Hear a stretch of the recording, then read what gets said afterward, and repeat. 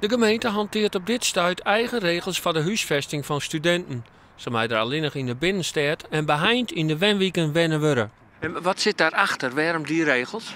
Nou, wat we wel zien natuurlijk is dat bij kamerverhuur er soms wat woonoverlast ontstaat. Dat heeft lang niet altijd te maken met studenten, voor de helderheid.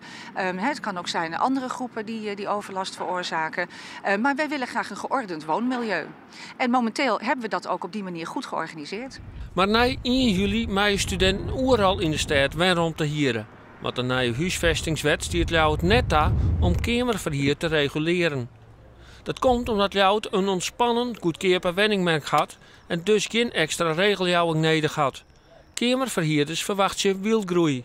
Ik denk wel dat dat gebeuren kan. Ik denk net dat dat de goede manier wijzen zal. Want er zijn natuurlijk aspecten van, net iedereen wil iedereen in een huis hebben. Dus je kan het wel bedenken en denken, nou dan heb je een paar €100. Maar zo eenvoudig is dat net, zeker op termijn net.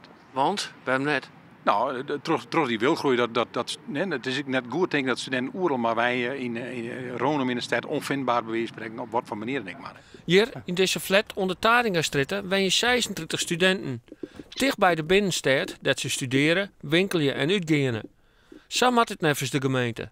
Ze zullen onderzoeken of ze de verhuurregels boeten de wet om tappassen blijven kennen.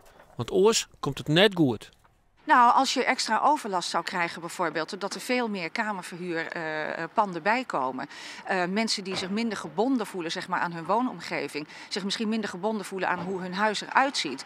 Ja, dan zou er woonoverlast kunnen ontstaan, waar we nou juist een prima project hebben om woonoverlast tegen te gaan. Dus de gemeenteraad wil dit zeker niet, denk ik.